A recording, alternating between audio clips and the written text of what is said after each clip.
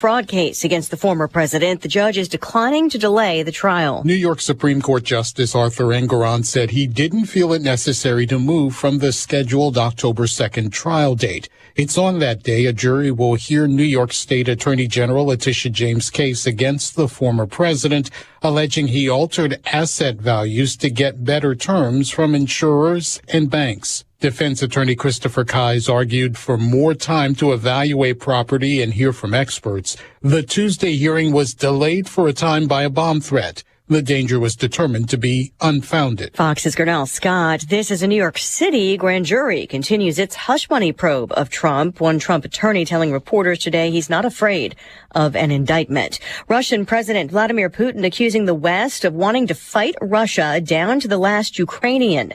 National Security Council spokesman John Kirby says Putin is the one prolonging the war in Ukraine. Mr. Putin could stop bombing hospitals. He could stop bombing schools. He could stop launching Iranian drones into civilian infrastructure. He could stop the forcible deportation of young kids, thousands of them, putting them in filtration camps. Kirby says Russia and China want the world to play by their rules instead of the UN Charter. After a two-day summit in Moscow, Presidents Putin and Xi are pledging to deepen cooperation. Kirby calls their relationship a marriage of convenience, not an alliance. More reassurance about banks from Treasury Secretary Janet Yellen. The situation is stabilizing, and the U.S. banking system remains sound. Also telling a Bankers Association meeting that recent intervention after bank failures was aimed at helping the system, not individual banks. The Dow up 317 points at the closing bell. America is listening to Fox News. You know, a cyber thief can steal the equity in your home without you even knowing. Now, it's a financially devastating scam. It's called home title theft. Now, cyber thieves hunt for the title of your home online. Then they'll forge your signature on a transfer document stating that you sold them your home when you didn't. Then they'll take out loans on your home with your equity, or they'll sell it to an unsuspecting buyer. And by the way, they're gone. Your money's gone also. Your home is not in your name anymore. And now you're hiring attorneys to try and save your home. I protect my home, my equity with Home Title Lock. You should too. Home Title Lock, they put a virtual shield around your home's title. Now, that's the instant they detect activity or tampering around your home's title. They help shut it down and shut it down fast. First things first, get a free title scan with sign up to verify your home is safely in your name. Then mention my name, Sean, and you get 30 days of protection at HomeTitleLock.com. That's HomeTitleLock.com. Vaping in public might soon be banned in one state. Georgia, like so many states, already bans smoking in most indoor public spaces, with the most notable exceptions being tobacco shops and cigar lounge type businesses. But a new bill getting final passage in Georgia's legislature would enforce the same rules for electronic cigarettes, otherwise known as vapes. Violators would face fines. Governor Brian Kemp would need to decide whether or not to sign it into law. The bill has the support of the Georgia State Health Department, which says vaping can cause illness and led to the death of 6 people in 2019. Eben Brown, Fox News. 8 dolphins found stranded along the shore in New Jersey earlier today are all dead. Government scientists confirming 2 of the animals were dead on the shore. 2 more died as teams arrived from the Marine Mammal Stranding Center, and 4 more were determined to be in poor health and euthanized. The dolphin strandings and recent whale deaths in several states remain under investigation.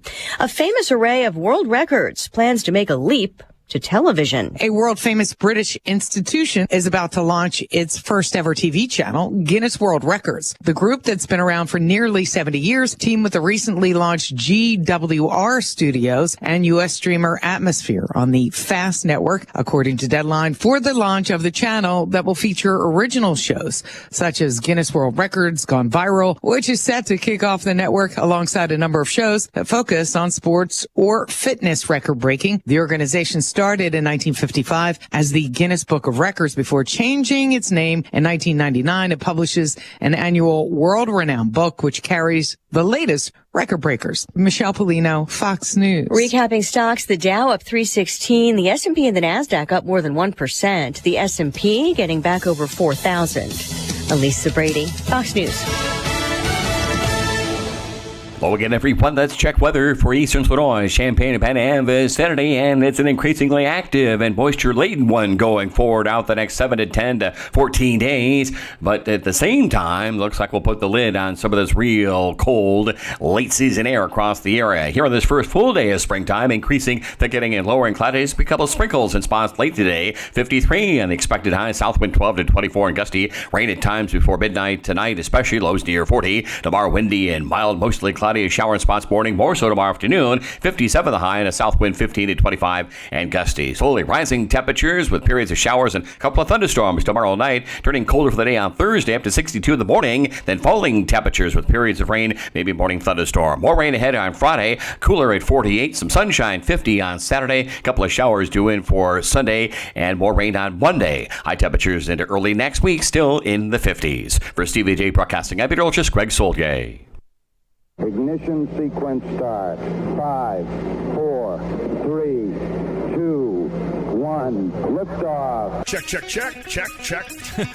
I literally just create madness. Well, they're up. I'm going to go off here. They don't have a great quarterback. I got to take a break. I'm getting in trouble. To win the Big Ten, you first got to win the West. Bad Bunny. Have you heard his name in a while? No. Has it bothered you? No.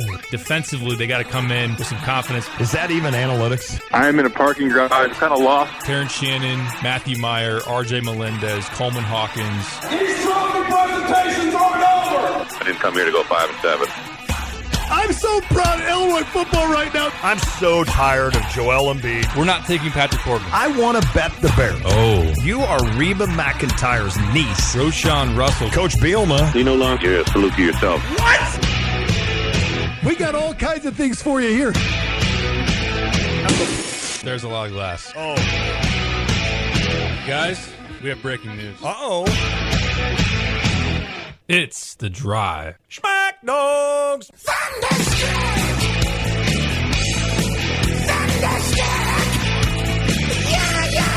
Thunderstruck!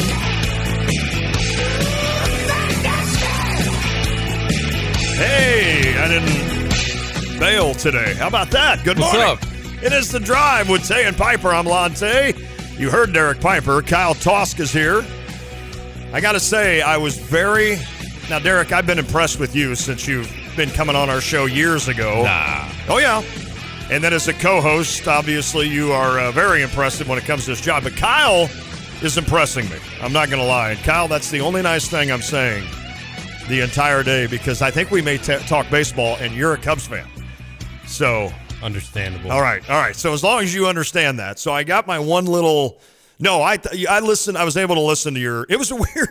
I'm literally sitting outside of radio yesterday, and I catch wind that Andrew's going to be the starter, the starting pitcher, and I'm like, I can't miss his first ever start in high school baseball. So I texted you guys. I'm like, are you guys good? Because I'm hightailing it to Hoopston, and little did I know it'd be 38 degrees and 30-mile-an-hour wind, but we got the good side. Hoopston, the crowd on the Hoopston side had the wind in their face. We got blockage from pine trees in the dugout.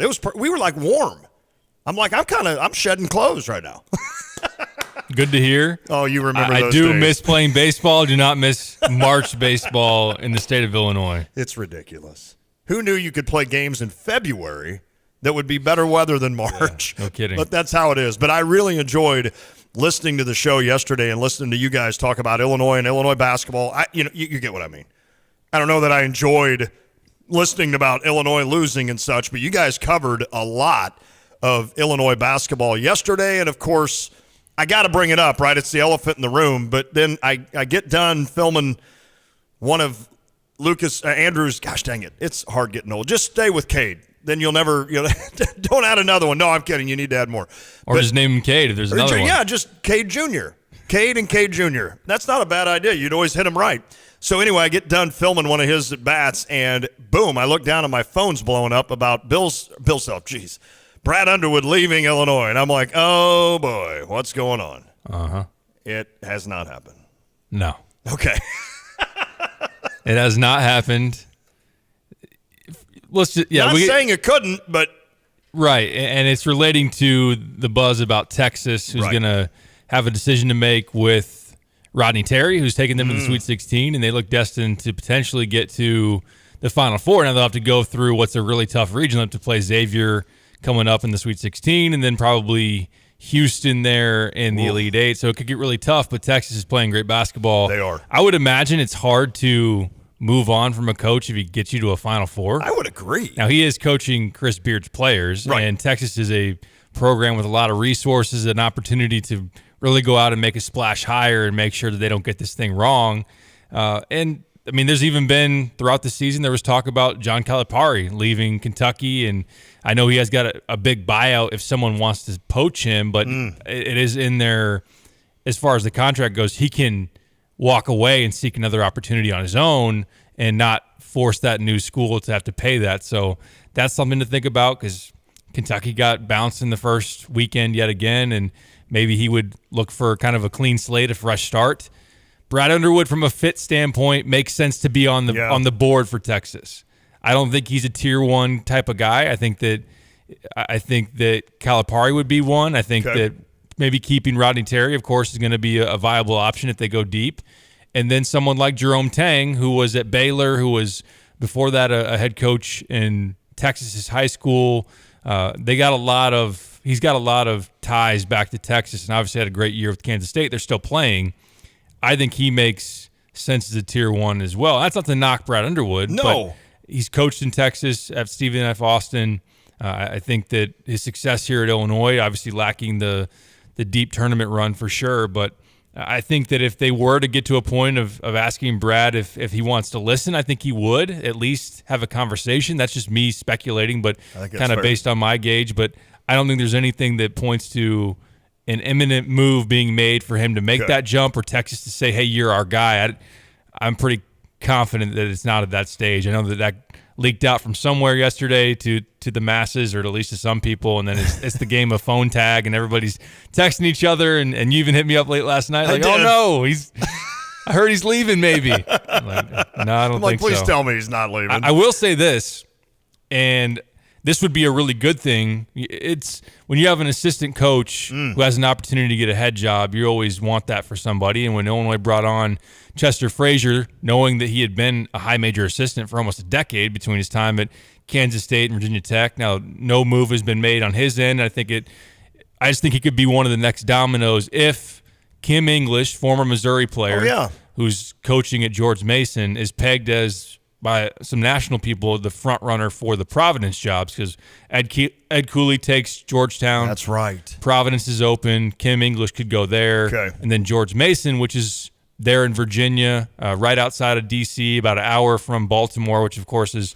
Chester Frazier's old stomping grounds. I think that could make a lot of sense for him to be in the mix for that job. So maybe while Brad isn't going anywhere, Chester would have an opportunity if that ultimately plays out. But that's kind of where I stand on the coaching carousel as of now. Perfect. Chester's paid his dues, right? I mean, he has paid his dues to the point where anytime going forward, beginning now, it shouldn't surprise you, right, that he would be able to land a head coaching job. And you're talking about a younger guy who's got a lot of energy. He stresses defense. I know for a lot of ADs, I'm sure that is music to the ear to know that you can win with defense. So I'm sure Chester is a guy that could do a really good job, and like you said, especially out there. And it's funny because the fit, people don't want to hear this, and they hate it still, although I think a lot of us understand it. Bill Self, the fit was Kansas, right? I mean, he fit more at Kansas than he fit at Illinois, if that makes sense. Not that Illinois didn't deserve to keep him. They gave him his chance, a big chance to jump up and do all of that. So you could definitely see the fit with Chester Frazier, and I could somewhat see the fit for Brad Underwood in Texas, as you mentioned, with Stephen F. Austin. It's not like Brad Underwood is hightailing it to Oregon or something like that. In other words, that you'd be like, now what's the... Or going to coach in the Big East. Yeah, exactly. I mean, then you'd be like, well, that didn't really make a lot of sense. But so there's those little things that when you hear that, like, in other words, for me especially, when I heard that about Texas, I think if it would have been, hey, I heard Underwood's going to Syracuse. I know they already have their coach, but like if I heard something like that, I'd just be like, okay, hold on. Just let me finish this game first. But when it was a Texas thing, I'm like, well, I mean, it's not as far-fetched, I guess, as you'd think. But I think... No, yeah, I think the fit makes sense for there to be interest, at the very least, some kind of interest on both sides. I agree. But for Texas to have him on their board in some capacity. I don't think that, I know some people have asked, like, what happens if Jerome Tang goes from K-State to Texas, and we got to start up is Brad going back to Manhattan part 2? There's even more of a fit there. We was there. Well, we were there. We was there. We was there. We were doing that last year. We were. Not that we were peddling that, but that was out there in the atmosphere of people talking, would Brad go to K-State? I don't think that number one, I don't think they can really afford his buyout. I wouldn't imagine. And if he didn't jump at it last year, why would he do it this year? Correct. I don't think that that's going to happen either. And then on the note of Chester, like, in terms of what he's proven recruiting-wise, like, he's gone into the Baltimore, D.C. area, got Namani Hansberry. Yeah. He went into Virginia and got Jaden Epps. So, and then he's recruited there when he was at Va-Tech. So he's established a lot of connections in that area of the country. And Kim English, he had never had head coaching experience. He was a high major assistant at Tennessee and also, I believe, Colorado. So they made that move. It paid off for them, and then maybe they would pull it again with a guy like Chester. Was Sincere Chester's guy? He was, and someone. Oh, here we go. Someone brings this up. It's fair. It is fair. I retweeted when Sincere a couple of days ago. We're all getting into the mode of now it's the off season. Yep. It's the portal. Who's going to be available? Who from the Illinois team is going to go out there and hit the portal? And we'll see. You get that first week or two after the season ends, and it's a lot of time where guys go home and then they come back. They have meetings with the coaching staff and they make decisions. Well, Sincere put out a tweet for anyone asking, I'm coming back. You don't have to worry about me. Okay. And he put that out, I believe, over the weekend. And since he has deleted it. Oh, boy. So that has caused a little bit of a stir and a lot of questions. I don't know. Is there some irony in the fact that a 18, 19, 20, 21-year-old kid can play with emotions of a 40 to 60-year-old guy and guy and gal? I mean, it's kind of a funny thought, like to have like you're not necessarily, but I know sure as hell I was not that mature at 20 years old compared to what I am now. But it would be kind of funny if you have like this 20-year-old, not yet fully matured kid just playing with us totally. And it's like, you know what I'm going to do? I'm going to send this out Saturday and then retract it on Monday and just watch everybody implode from within. And that's the thing. He might not have even planned that. And you got Probably guys not. that, when you're 19, 20 years old, if you got held to everything you said back then, and you actually had like thousands and thousands of people hanging on every word. Hey, we didn't have phones, so I didn't do anything wrong. Right. Right. You got no proof, zero, that I did anything wrong. I don't know what to make of that. I don't either. Of course, it does send off some alarm bells of maybe he's reconsidering what he ultimately said. If you're going to go to the point of deleting it. He hasn't come out and said he's going to the portal. Mm-hmm. So there's at least that. It hasn't reached that point, but you wonder, I don't know if he's foreshadowing maybe Chester could leave and that's his guy, and maybe he would change his mind. If that happened, maybe he talked to his family and he's open to a different opportunity, or I don't know. Yeah, it's interesting. Maybe he was shooting for like 1,000 likes on the one and got 980, and he's like, I'm deleting it. Like, how am I going to get a check mark? Although you got to pay for those now, don't you? Apparently, yeah. Okay. So now when I see people that I don't know, in other words, I don't know them as to being a little bit famous or a little bit, and I see them with check marks, I'm like, that seems strange. There's a way, I don't know how to do it, but some people have shown me that you can see if it's a verified or a purchased check mark. Okay. I lost my check mark when I changed my tag from Scout to 24/7. Then I never reapplied for one, and now I'm like, hey, if I want one, I got to buy it. I'm not doing that. Because you have so many followers. If you don't trust it's me, it's fine. I don't trust you either. I can verify that is Derek Piper.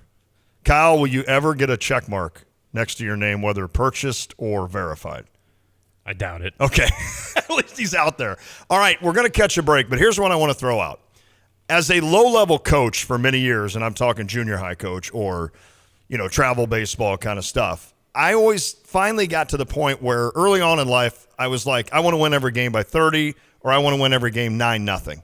And then I finally got to the point where I was a little bit more of the, you know what, I kind of enjoy those games when you get a win but you didn't play well? Because now as a coach, you've got teaching. So I'm giving you guys homework right now for this break. You ready, Kyle? So I don't think Brad's going anywhere. But for a split second, it may have made you as an Illini fan, I'm not just pointing at you, Derek, I'm just Illini fans in general, it may have made you for a split second say, well, hold on a second. If we lose Brad, is that good or bad? Because I know there's plenty out there that think it would be good, which is weird to me. But Just seen the text line yesterday. Right. So, I'm anxious to hear this. So, now that let me just say that. Let's just say he's not going anywhere.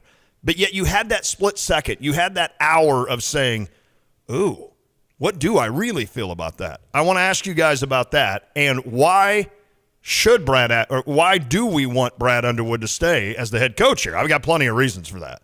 Well, and then if he's gone, who do you want? And then that was my second point. And who can you actually get? Because you always get to some big fish names that sometimes don't have that much of a realistic chance. So to me, this is all kind of just a way to fill 20 minutes and have some fun. But it's almost like we got the win because we're going to keep Brad, I believe. But yet we could kind of go to where our mind went for just a second. So we'll do all that when we return. I'm excited to know that. Kyle, your only task for the next 2 weeks is to understand or to let me know what point guard is out there in the transfer portal that's coming to play for Illinois next season. Real quick. Yes. On the Tapman's Towing text line, correct? I think it's still the U of I line and link text line. I'm sorry. I apologize. Right. I heard Tapman's you say that Towing yesterday. Phone line, U of I line and link text line. Sorry to U of I line and link. From a 217, Derek says Brad Underwood is not a tier 1 coach. What tier does he think he is? I'm saying I think from Texas's standpoint of their head coaching hot board, I don't think they had Brad Underwood in tier 1. Gotcha. Illinois had him in tier 1 probably. I'm not saying, I think that I'm not speaking on his standing in college basketball as a whole or where he's at in the Big Ten. Got it. Yeah, as the texter or he or she mentions, he literally turned our program around in a few years. Yes, he did. I just think that he wouldn't be one of the first guys on their list. I think that's Calipari. I think that's Jerome Tang. Got it. Maybe you include Rodney Terry in there as well. I think that he might be a tier 2 type of guy in that sense. Is the heat strong enough for Calipari to get out of Texas? Get out of Kentucky and go to Texas? I'm sorry. To get out of Kentucky. It feels that way. It does, doesn't it? Just the way his press conferences are going now. You can sometimes get a read on a coach. And just the way, he said the other day, he's like, what was it? I want success for these players. I don't care about what everybody else thinks about our program. Now, I don't think you say that unless you're a little bit wanting to get a shot at your own fans. A little bit. For sure. And I wish I had the actual quote. I apologize that I don't. But the sense of it was that I hope we win in this NCAA tournament because these players deserve it, not you. And it was like, whoa, am I the you? Am I, as a Kentucky fan, am I the you? So I just, there's little things through all my years. That's 30 years of doing this. There's little things that I can hear from a coach sometimes where I'm like, yeah. It seems like things have gone sour there. Yeah, and I don't hear any of that from Brad. No. None of that. And it shouldn't. No. So with Cal. Bruce Weber wrote his own, he literally buried himself. True. He wore all black and came in with an obituary, essentially. And that's a major testimony that, he's probably gone. Well, wasn't it the front end? Wasn't that after Bill Self left? Yeah, no, he had it was. the funeral. Yeah. Oh, that's right. That was the front end. He had the I'm funeral totally for the Bill wrong. Self era. That's right. But I think at the end he did something, didn't he? I don't know. Who knows? It was clear that things had ended sourly, too, with Bruce Weber. That was the writing on the wall for sure. But I'm glad you corrected Bruce, maybe not known for being a hip and cool guy, that was kind of a cool move to make at the front end. Say, hey, the Bill Self era is done. I'm so glad you corrected me on that. You're right. But with Calipari, when you go somewhere different, you buy yourself more stability in terms of you don't have to worry about one particular year, all the pressure. You go out recruiting. Again, recruiting is a year-by-year thing, especially now more than ever. So if he's going to be the coach next year, he can go out and recruit in the portal just fine. But guys maybe a little bit further down the road, they might question, okay, if I'm making a choice between Duke, Kentucky, Kansas, if Cal's not going to be there, why am I going to sign up for Kentucky? So that could start to hurt him in that sense. And he might just get – coaches hear the stuff out there. They do. And I don't know. I'll just say it, How do you think Brad Underwood's taking it that some portion of the fan base is already turning on him? I don't think he should take it that well. Not to say that he should expect everyone to bow down and kiss his feet because he got them back to a level of just going to the tournament. I think Brad's real. Yeah, I think he's real. In other words, he probably understands he deserves some criticism. For sure. But maybe and not. He's got higher expectations. He says it all the time. Absolutely. Yeah, I think Brad is real enough that it's not going to. But even I have been a little surprised at how strong that message is getting pumped for. Again, I'm not saying you should be satisfied, but with the track record over the last couple of years, the consistency of at least getting to the tournament. Exactly. There needs to be success in March. Sure. And Kyle and I had this conversation yesterday. And a good one. That's where seasons are ultimately, to me, always ultimately defined. Like that's what carries the most weight. Yep. You can have an underwhelming regular season, go to the second weekend or especially the Final Four, and everything else is forgotten. Or you can have a really successful regular season and lose early, and it taints everything that you did in the previous 4 or 5 months. Brad needs that run to the Sweet 16 to fully satisfy people. Totally agree. Because you're bringing in good recruiting classes. You're winning at a high level for the most part in your conference, in what he calls the toughest conference in basketball. Now, some could argue that. And by the looks of the NCAA tournament the past 18 years or whatever, that a lot would argue that. But certainly it's not easy to get through the Big Ten. There's no doubt about that. It's probably the deepest conference still. Yeah. So it's almost as though that he's showing us everything. He's running that sub-4 mile leading up to the state track meet, and then all of a sudden running 6:05. And you're like, well, what? I mean, yeah, I'm disappointed because you showed me everything this year in every race and the sectionals, and then all of a sudden you come down here and blow it. So I don't know if you blew it, you just got beat. But, yeah, I'm with you on that. But I think Brad's pretty real to that idea. Oh, Kyle, one other thing. Besides the point guard, let me know the day that Jaden Schutt is transferring back to Illinois to become the shooter that Illinois needs. Schutt, Goody, shooting from the outside with Serta on the way. All of a sudden, then we'd be shooting from the hash mark, even though it's not there anymore. That would be interesting. All right, so I'm going to ask you guys, you had that split second of, whoa, Brad might leave. I doubt Derek did, but we did, Kyle. So I want to touch on that, and then you get one guy you can replace him with. Who would it be? You think Brad's mad at this, that we're even talking about this? I don't think he's listening. Yeah, I think he's listening to a Kansas City Chiefs podcast right now about how they're going to trade for DeAndre Hopkins. That's what he's listening to. Hey, taxes, they're coming up here. You get 3 extra days this year. Deadline is April 18. That's a Tuesday. That's tax day. Well, you need to rethink tax time, and Busey's going to help you avoid costly penalties and keep money in your pocket by, you can contribute to a retirement account. By April 18th, contribute some. That knocks off what you've earned. It helps. Organizing your records, make sure you keep everything. I always have a folder in a desk that is locked that I put everything in there, and then I know what to take to the tax person. File electronically. I'm not smart enough to do that, but somebody can. And less than 1%, by the way, of electronic returns have errors compared to 20% of paper returns. That's amazing. Most typical taxpayers receive nearly 3,000. So instead of just going out and buying box seats for a few Cardinals games, maybe pay down bad debt. Maybe build savings, retirement, investment accounts, or maybe establish or restore an emergency fund. Now, Derek, nobody would go spend $3,000 on Cubs box seats. Sorry, Kyle. All right. Tax laws are complex, and they change frequently. Let Busey.com help you get started today. Busey, member, FDIC. Where's my arrow? When you're looking for a business to work with, you choose someone local, someone who's terrific at what they do, a company that helps others in need in Champaign-Urbana, and a company that stands behind what they do. That company is Roof Doctors. Roof Doctors has been keeping the rain out for over 30 years. Randy and Tammy and their family work hard to not only make sure you're 100% satisfied by their work, but that they also strive to have a positive impact on Champaign-Urbana. Roof Doctors in Urbana, they make you their #1 priority. This is XYZ Insurance. How can I help? I have a question about my home policy. Okay, question about phone policy. Home policy. Okay, gnome policy. HOME, home. Technology is great, but sometimes it's better to talk with a real person. With Erie Insurance, you have a caring, independent agent who's with you from beginning to end. We don't have any HOMEs on record. Your Erie agent in Champaign is Thomas & Ellers Insurance.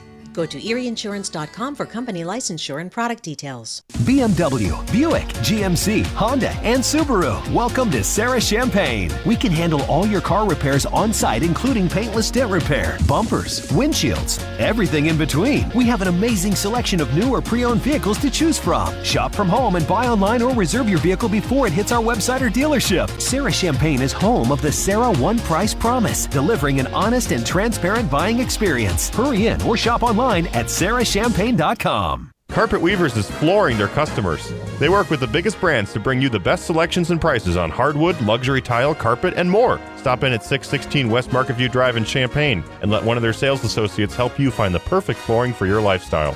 Their 100% satisfaction guarantee allows you to be confident in your purchase. Carpet Weavers has been flooring people with beautiful carpet and flooring since 1988.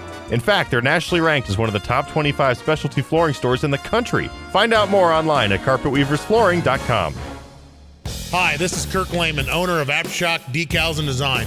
We are a one-stop shop for your business needs. Whether you're just starting up or already in business, we can help you get your brand out there. We do everything from logo design or redesign, outdoor signage to banners, window and wall graphics, fleet graphics, vehicle wraps, and more. We also provide custom racing wraps and decals. If you need anything I just mentioned, you need to get a quote from me, Kirk Lehman.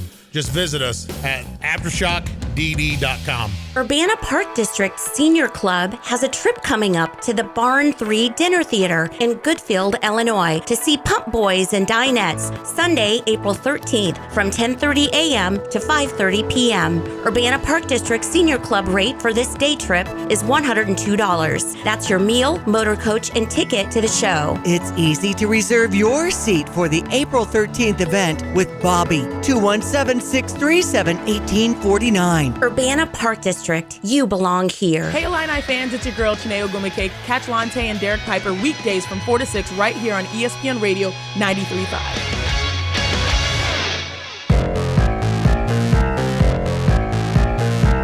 Just a heavy organ there. It is. Anybody know how to play the piano? Kyle? No? I do not. Any instrument at all? Not really. No? I used to, back when I was like in middle school, I played the cello. Oh, that's right. Wow. I think we talked about that one day. That's interesting. Like, up, why the cello? I have no idea. Was that like your mom maybe said you're going to play the cello? I think it was that. Like, I just picked something up randomly. Like, Yeah. I'm going to try an instrument, and it was that. That's, wow. I mean, most people wouldn't go for the cello, and I'm not ripping on cello players, but it seems like really difficult. It Like, was pretty hard. I'd be like, can I just beat on the drums? You know? Give me the cowbell. Those little, what are the round, ching, ching, what am I trying to? Oh, the thimbles. Yeah, you can do that. Here, Lon. I'll play the gong. Stand in the very back and hit that thing when I tell you to. All right. I think I can handle that. I think I can do that. So no musical instruments for you either, Oh, Bucks? no. Okay. Definitely not. Same here. All right. So I asked the question. We all heard the rumors that I'm just 99% sure aren't true. But it made you think, okay, because like my son Lucas immediately texted me and he's like, why would anybody want Brad Underwood gone? And I had another gentleman say the same thing. And I know a lot of people have already said the same, but I'm also reading from different people on the text line, and I'm guessing you said yesterday it blew up a little bit too about, well, what has he done to deserve being the second highest paid coach in the Big Ten? What has he done to not earn what has he done to earn the fact that maybe we couldn't get somebody in here that could maybe win in March better than him? Mm-hmm. So with that said, and I'll start, I mean, what Brad Underwood has done is he's made your program relevant again. We all understand that. He's won a Big Ten title and a Big Ten championship. And I would qualify it, which we talked about in between, not this, but that he basically, I think, in my mind, won 2 Big Ten regular season titles, but one was given to Michigan. Not that they didn't earn it. They earned it as well. I'm just saying they were given the title. And, he's made the tournament 3 straight years. Here's the other thing I was telling you. You wrote an article that you didn't say, well, it would have been 4 except for COVID. Just, can we be done with that? Like, we know that Illinois would have made the tournament that year, but it didn't happen. The tournament didn't happen. So you've made 3 straight tournaments. You have gone 2 and 3 in those tournaments. We should have had the tournament committee release a bracket. That would have been cool. That way, teams that needed to break these long streaks can say, like Illinois had to go into the next year and said it had been another year since we haven't been to the tournament, even though they were going to the tournament. Maybe they could go back and release the field. Retroactive to. And let's just say, there's your appearance. I like that. I like that idea. Surely they had a committee that year. Yeah. I mean, literally it got canceled the first game of the Big Ten tournament. So they had to have had a template of the entire bracket, essentially. I like your idea. But anyway, they've made 3 straight. And I know this doesn't mean anything if you don't produce on the court, but his recruiting and the fact that you are now getting top 100 guys like they're falling off the tree. Luke Goody was a top 100 guy. Jaden Epps was the top.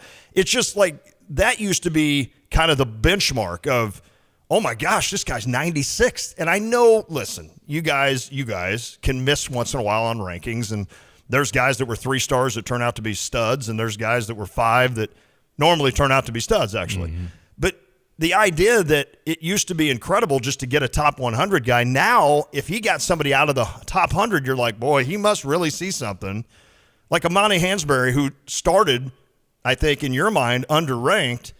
Yeah, he was near the 150 range going into the spring and finished around top 50. Right. So they obviously saw something in him, and I doubt they give 2 you-know-whats about what ranking this guy has or et cetera. I mean, that might get them to watch a guy, but then they have to evaluate and make their own decision. So those are 4 things right there that Brad Underwood has brought. I like that Brad is real. I really do. Like, I like the fact that he kind of tells it like it is. And I also like the fact, and I'm assuming on this, but I think I'm right, that a loss probably bugs him way more than it bugs me. And I like that. Not that it wouldn't be the case with most coaches, but I think he wants to win. And I think this problem of March is bugging him more than anything in the world. And I think he went for it this year with what he thought would work, and it just failed. 21 wins, but it failed when it counted. So that's my thought. I'm glad Brad Underwood's my coach. I was one that listened to that rumor and said, what? I wasn't, yes.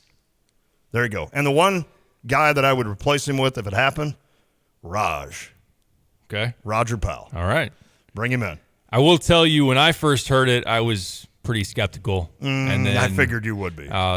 After some brief digging, I learned that, as far as I can tell, that it didn't have legs. At least it currently doesn't. Now, if Texas strikes out on some of their other swings that they make and they get to Brad, I don't think he's like completely off the radar for them. I think that he's on their board, and he would be someone, within their first 5 to 7 or 8 type of guys to go down the list with.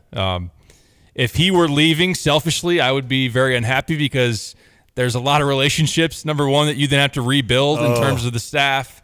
You also have to cover a coaching search, which I can tell you is not fun at all. Oh, no. Because for as much as the text messages pop up of, hey, I heard this. Hey, there's this flight going out this way.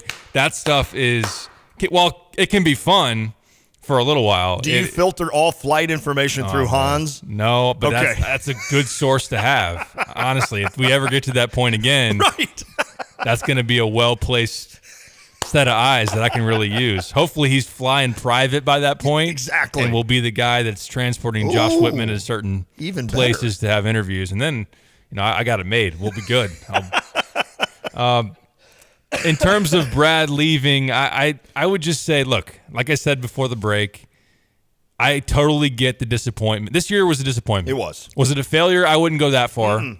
But it was a absolute disappointment when you say that this team's built for March, when you accumulate the talent, when you build the roster to try to be ready for the tournament, and then you go there and you're a one and done. Yeah. Given there were circumstances, some of which you couldn't control, like Sky leaving mid-year, some of the injuries that you had late with Jaden, Terrence Shannon not being available at Indiana, like a win like that would have been able to move you a seed line probably and put you in a better position. But the chemistry issues were really weird. I don't put all of that on Brad, but of course he put this roster together, and it ultimately falls on him to be able to figure this thing out. But the players deserve a lot of blame as well too. Yeah. So Brad is, like you said, has elevated the baseline of talent so much higher than it was before in Gross. Really everything post 2006, 07 for Weber, although he did have one team with like Mike Davis, McCamey, Richmond, Leonard, Brandon Paul, DJ Richardson. Pretty talented team that also didn't make the Sweet 16. They lost there in that second round to Kansas. But what I'm getting at is there's a consistency here. How long did we spend looking at, now look, these teams had further runs in March too to go with it, but every year you could pencil in Michigan State, Wisconsin into the top 5 of the Big Ten pretty much every year. Yeah. And I know that Illinois fell out of that this year, by like a game. By a game. But pretty much they've been a top 5 team in the Big Ten the last 4 years. That over that stretch they have more Big Ten wins than anybody. So I would be careful for those that are already out on Brad Underwood or just completely dismissing, say, oh, we could do better. I'd give some caution to that because, I mean, even look at Indiana as an example, and I've brought them up because Tom Crean won 2 Big Ten titles, took them to a couple of Sweet 16s, but when they were a 1 seed, they lost in the Sweet 16 to a Syracuse team that felt like they should have beat. I was eating at Hooters. Yeah. I don't know why I'll never forget that. I never will. That was the Cody Zeller and Yogi Ferrell, Oladipo team that came and lost to Champaign. But they got rid of Tom because they wanted a deeper run in March. They had a higher standard of success, and 2 Big Ten titles ultimately didn't carry enough weight, even though he had to pull that program out from some real depths at the end of Sampson. Now, the difference between Brad and Crean is that Crean was a little bit more of a roller coaster in that they'd make a Sweet 16 and they wouldn't make the tournament. And then they would make a Sweet 16, wouldn't make the tournament. And he was having some recruiting fluctuations where they weren't getting the top talent in Indiana anymore. That's right. But what I'm getting at is Illinois has built a level of consistency, which you should like. And it's as tough to attain that now as it's probably ever been because of the portal. Mm-hmm. But, yes, the tournament needs to be something that happens for Illinois because there have been so many programs that have gotten there, like Loyola. That should sting that Loyola Chicago has gotten to a Final Four more recently to Illinois. Right. And then obviously the Sweet 16 when they advanced there over you 2 years ago. And won a title one year. Back in the 60s, I think. Yeah. I think you would be, if I'm looking at it from the fans' eyes, I would be in a little bit of a panic because you could mess up the next hire. If I'm using the Indiana example, they hired Archie Miller after Tom Crean. Didn't go well at all. They didn't got go to too the big tournament. for the britches right period. there. Yep. So it could go wrong. It's not always grass is greener. Well, we could throw out some names. I know that people were peddling like Sean Miller. Yeah. I don't think Sean Miller is coming here. Okay. But that's just me. Kyle, that was a great take, by the way. I'm in full agreement in that when I first heard it, I was in a little bit of panic mode, disappointed. Like if it was true, I'd hate to lose Brad. I would too. I would absolutely hate it. Can I ask you that? Were you mad at all? Like, did you let yourself get to the point where you're like, I did. Like I was driving a lot, and I was like, if he leaves, I'm not. I mean, you're the second highest paid coach in the Big Ten. What the hell are you leaving for? Like, all right, so go. I don't know. Like, if it actually happened, I'd be able to answer that because when it's just rumors, I'm not going to get mad at a guy when I don't know if it's actually there's any truth to it. But yeah, I think you guys said what I would have said in terms of to build the consistency into like the last 3, maybe even 4 years, we've entered seasons with Illinois having one of the most talented rosters in the Big Ten and with Illinois being one of the favorites to win the Big Ten. Obviously, that didn't pan out this year, but I just think to go from, and I know it's kind of, some people don't want to hear like, oh, well, think about where you were during the John Gross era. I think I don't want to go too far down that, but there is something to the fact that he's rebuilt from that rock bottom stage that Illinois was at. And I also just think, like, to me, he's underachieved in the tournament 1 year so far. The Loyola loss, which was a really bad loss. That team should not have lost to Loyola. But last year, you run into a really good Houston team who was favored against you, and you lose that game. And this year, like, listen, being a 9 seed and being an underdog in the first round, part of that is his fault. But, like, no one thought Illinois was going to make a Sweet 16. It's not like, oh, here's Brad choking in March again with this Illinois team. So well said. So you guys said most of what I would have said. I would be really disappointed to lose Brad. I do want to ask this because, Lon, we didn't get your take on it, and we haven't talked to you on air since the loss to Arkansas. But I couldn't come in. Wasn't the eye test in that game just alarming? Like, Illinois was never in that game until I heard you say the this very end. And even if you take into account, I know they fought back in the Houston game, and leading up to that tech by RJ, which was horrendous, Illinois was building a little bit of a comeback that they could have gotten back into that game. But Chattanooga, they didn't play well. They looked like they should have lost that game. Right. And then obviously Loyola was a complete dud. But the eye test of the Arkansas game made me question, how much does Illinois want this? And why do they seem so lackluster, underprepared, whatever it was? And I think that is what, for those that are on the opposite side of the fence as far as Underwood goes, it's like, not only have we lost, we haven't looked like we've come even close to winning a game in the tournament here recently. The whole idea of trailing by 8 to 10 points the entire game and then making some crazy, not crazy. It wasn't crazy. We're not throwing in half-court shots. But to make this rally, what do they call it, fake rallies sometimes at the end of games, the idea of that means that the other team was better than you. And Arkansas proved that entire game. And I know it's this year has been slow start after slow start after slow start. Everybody knows that. I think there is a difference between a slow started team like Illinois was the entire year versus just a team that's better than you. And I think Arkansas showed the entire time that they're just better than you. They were more athletic. It's not even close. How many times did Rogers or maybe Epps, and it would go in and just get blocked, right? I mean, the guys would jump like 2 feet higher than them and just block the ball. So while you did get out to that slow start, which has been like a pandemic for this team this season, I didn't see it as you got off to a slow start against Arkansas. I just saw it as the better team took control of that game early and didn't let their foot off the gas, essentially, until the end when you made a little bit of a run. But that's been the frustrating thing for me, because if you think of the Houston game last year, same deal, right? You fell behind in that game. You made a great run in the second half with Goody and Melendez. But other than that, there's really no chance you had to win that game. I didn't think there was a chance against Arkansas. And then even that Loyola game, they took a lead early in that game and just held the lead. It wasn't a back and forth, oh, Illinois is up 4. Mm-hmm. Oh, Illinois is down 4. Oh, Illinois is now up 8. There was none of that. Those 3 games where you were down 8 to 10 and maybe snuck back in to spitting distance, but not going to win the game. Yep. That's alarming to me. So in other words, I separated the Arkansas game from the rest of the season. I just said, all right, and I remember telling somebody right before the game started, I'm like, just don't let this be like Houston last year, where every time we had the ball our end of the court, it felt like misery just trying to score. And when you did, you're like, oh, man. And I'm sure that happens with fans anyway. There's a little bit of that built in. As Mike Carpenter used to say, that fan pressure. I think that's true. I think we all feel that. We're the ones that, man, I wish Michigan wouldn't have lost that game, and now they're coming in hungry. It's like, well, does that really matter? I don't know. Right.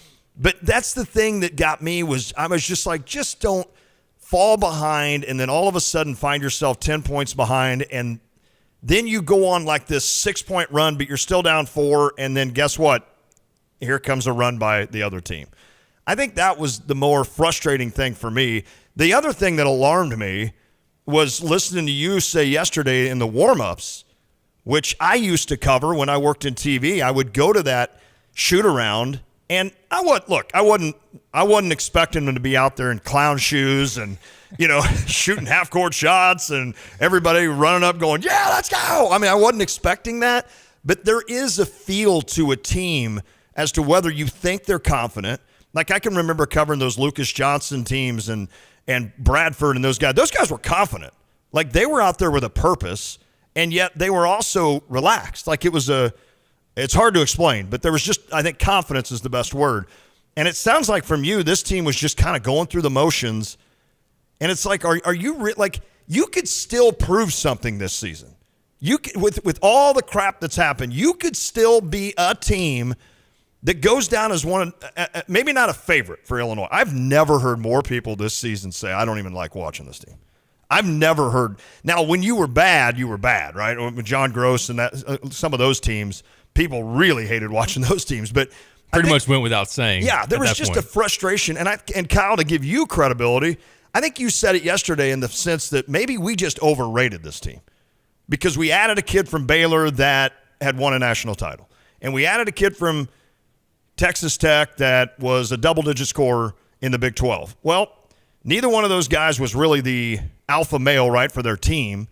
So I guess maybe what made us think, we're going to add those two guys, and now we're probably going to the Final Four. So, but that's fair to do. That's why we're fans. That's why we do that. And I don't blame Brad for going out and getting Terrence Shannon and Matt Meyer. Those are two really good players. So what's the alternative, right? You don't go get those guys, then you're really in trouble. Then you're not really talking really about bad. tournament disappointment because you're not going. You're not even watching the games. A lot of people still watch. Okay, so that was my long-winded answer. It frightened me to hear you say the shoot-around was just kind of blah. Yeah. Because I've covered enough of those to know that you shouldn't be blah. You should be excited about the opportunity. And then to just go into that and say, There should have been a level of urgency. And even it's like a 15 or 20-minute shoot-around in front of fans. Right. It's not super serious. You're not going up and down with neck-breaking pace and hitting each other and everything. But there should be like a level of liveliness, excitement, togetherness. There's a feel to it. Some even just like listening to the players talk to each other and all that kind of. It was just dead in there, and you just felt like. And I didn't want to put too much into it before seeing how the game actually played out. But then surprise, surprise! Number one, they don't run anything for 3 straight possessions, as Brad says again, and they're down 8-2 at the first media, and it's the most predictable thing ever. And then as they kind of got into a hole where they're very familiar with, just the blank stares on the bench, it seemed like as the year went on, a lot of individual guys wore their frustrations more and more visibly. And I think a lot of people know who some of those guys are. But and then for Matthew Meyer, just a completely no-show in the tournament was wow. For someone that I thought would have been the most trustworthy, had been there before type of guy, and maybe one of those follow me types. I think we learned throughout the season he wasn't a leader and wasn't that interested in it. But just for it not to happen, it was really disappointing. There was one defensive play where he stopped his guy. He made a nice play to stop his guy in the lane. And then the player for Arkansas kind of looked out towards, let's say, the point guard or top of the key. Meyer shifted his body around to almost steal a pass, let's say, going out to the three-point line, and all the guy did was pivot around, and then he had either a 4-foot shot or what he did is he dished it to another guy for a dunk. And I was like, why would you ever give up your body between the basket and the defender? And I understand college is a little bit different today. Hell, any level. Junior high is a little bit different today. Everybody wants to shoot a 3. So I get it that maybe he was kind of anticipating maybe that guy, he stopped here, he's going to throw it out, I'm going to try to steal it. But I don't know, it just embodied what that whole day was. Can I ask you this before we get to the end of this hour? Is it okay for me to be mad at Sky Clark? Yes. Because your biggest hole for the majority of this season was point guard. And I think it's easy, and I've said it 100 times. Brad Underwood, if you get Courtney Ramey, let's say, I know that's the name we always come up with, but that was a legit recruiting target. If you get him, you feel like you've got a point guard look at Walker for Michigan State, right? And what he's doing, and or Hogard, or those guys. Mm-hmm. Those are 2 good guards, right? And I understand it's still a risk to go in with Sky and Epps, but it's happened before. There's been teams that have won with a freshman point guard, maybe not a national title. I don't have to really dig into that, but they've won at a high level with a freshman point guard, especially one that is as coveted, I guess, as Sky. But But then I just look at that and I'm like, you know what? And I don't know about all, the off the field, if there's, or off the court issues and stuff like that. And I certainly am one that would obviously not tear a guy down if he's having that kind of stuff happen. Don't get me wrong. But if I can just focus on basketball, what the hell? Yeah. I mean, you stayed 13 games, and you were the point guard we were supposed to have. Handed the keys from the very beginning, yeah. And if you don't think this team, a lot of the issue was because of that, I don't even have to say if you don't think. Everybody knows that. Point guard would have been huge, and I don't think Brad Underwood will never not have at least somewhat of a veteran point guard going forward. I think he learned that lesson this season. Definitely. And it was telling what Coleman Hawkins had to say. I tweeted out his quote when he says, guys had promises made to them coming in. We had a freshman point guard who left us, bailed on us was his word, after things got tough. And that shows the way that was viewed by the team. Now, again, we don't know on the outside everything that was going on behind the scenes for Sky. Right. But there was talk of, like, maybe he'd go closer to home if there was an issue with the family. Louisville is not closer to Los Angeles, at least not enough to make a big enough difference. I'm just skeptical. His tweet of his commitment 5 minutes after Illinois lost seems that's all not you got to know about him. to be a coincidence. Correct. And there was even kind of some people, which I understand why they would have been rubbed the wrong way, about him releasing some practice video on Twitter of him going up against his own guys and tweeting that out, and never saying a whole lot about the team. Brad Underwood and the team kind of got put in a situation to have to say all the right things. Right. Of, hey, we're still supporting Sky. And let's be honest, when a guy puts out that he's leaving for personal reasons and you wonder about mental health, I know. You got to do that, because it's a bad look if you're trashing that player and if that's really the underlying condition. But I get why people would be skeptical of what really was going on there. And would Sky, the way he was playing in December, have made a huge difference? I don't know. Probably not, honestly. To have the depth there would have been important. Yeah. Could he have made the strides forward that we saw, like a Ty Rodgers make or a Jaden Epps later in the year? It's possible, but it's also clear he wasn't the same player than he was pre-injury. And that's a really good point. It does fall back on Illinois' shoulders to put that much trust in Sky. And it failed, but I don't think it's wrong to hold Sky up to the fire too on it. Yeah. Well, and let me tell you, these guys want all the attention they can get. Of course. They want all the attention they can get. So it's going to come back on you too. And I don't think you should hide behind that, because that's what they want. And especially a guy like him. Yep. And what really nailed it to me was, like you said, him committing like literally 5 minutes after. Guess what it is? It's an attention grab for a guy like Sky Clark. So, yeah, okay, to sum that up, I am mad at Sky Clark. Don't want to hear his name again. Fair enough. I'll put it that way. Can we talk a little baseball? And Illinois football is starting spring practice. I want to know the excitement level on your guys about that. Maybe not spring practice, but are you kind of fired up about that? So we'll do it all next. It is The Drive. Yeah.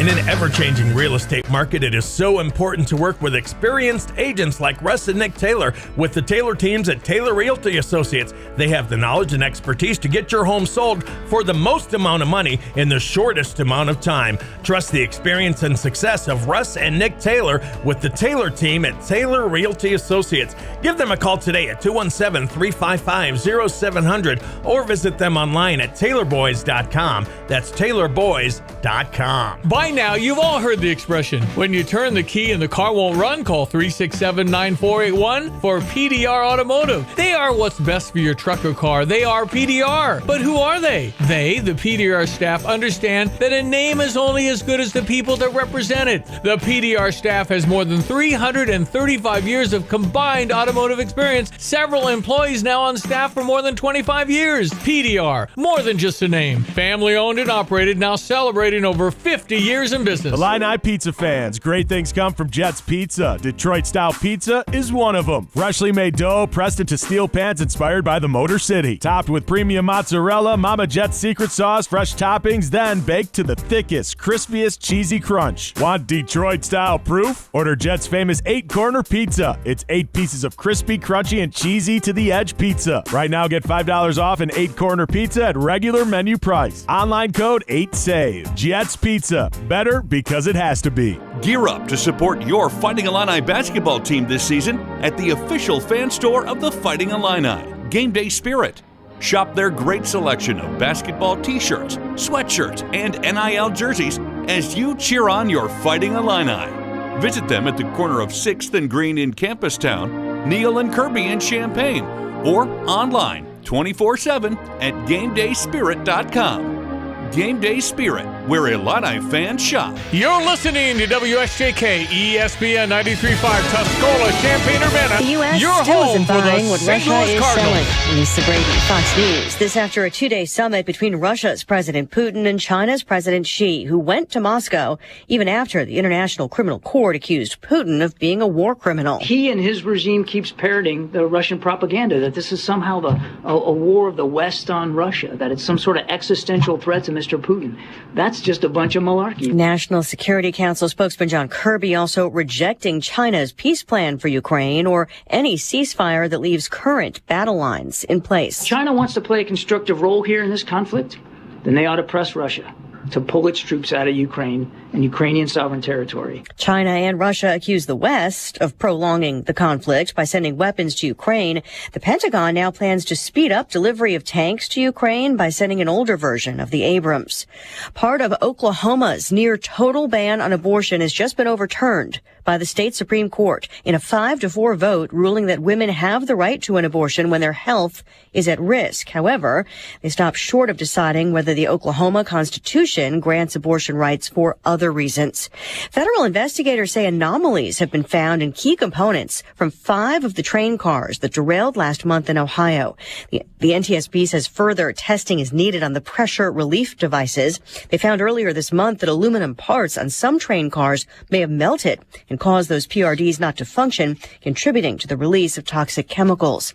On the Senate floor, the Senate, Mr. President, needs answers. Communities like East Palestine need answers.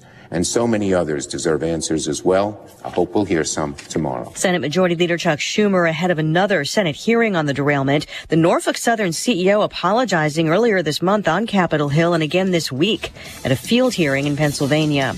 America is listening to Fox News. You know, a cyber thief can steal the equity in your home without you even knowing. Now, it's a financially devastating scam. It's called home title theft. Now, cyber thieves hunt for the title of your home online. Then they'll forge your signature on a transfer document stating that you sold them your home when you didn't. Then they'll take out loans on your home with your equity, or they'll sell it to an unsuspecting buyer. And by the way, they're gone. Your money's gone also. Your home is not in your name anymore. And now you're hiring attorneys to try and save your home. I protect my home, my equity with Home Title Lock. You should too. Home Title Lock, they put a virtual shield around your home's title. Now, that's the instant they detect activity or tampering around your home's title. They help shut it down and shut it down fast. First things first, get a free title scan with sign up to verify your home is safely in your name. Then mention my name, Sean, and you get 30 days of protection at HomeTitleLock.com. That's HomeTitleLock.com. A bill that would ban gender affirmation care and hormone replacement therapy for minors is now on the desk of Georgia's Republican governor. The Georgia Senate gave the bill final approval Tuesday after a change by the state house removing a shield from liability for doctors. The measure will outlaw affirmation procedures and drugs for anyone under 18. The LGBTQ plus community rallied this week against the bill, and organizer Frank Cade took issue with how some lawmakers characterized it. To describe it very negatively, to describe it in very fear-mongering terms is very, very difficult. Georgia is among several states that have acted to ban gender affirmation care for teenagers.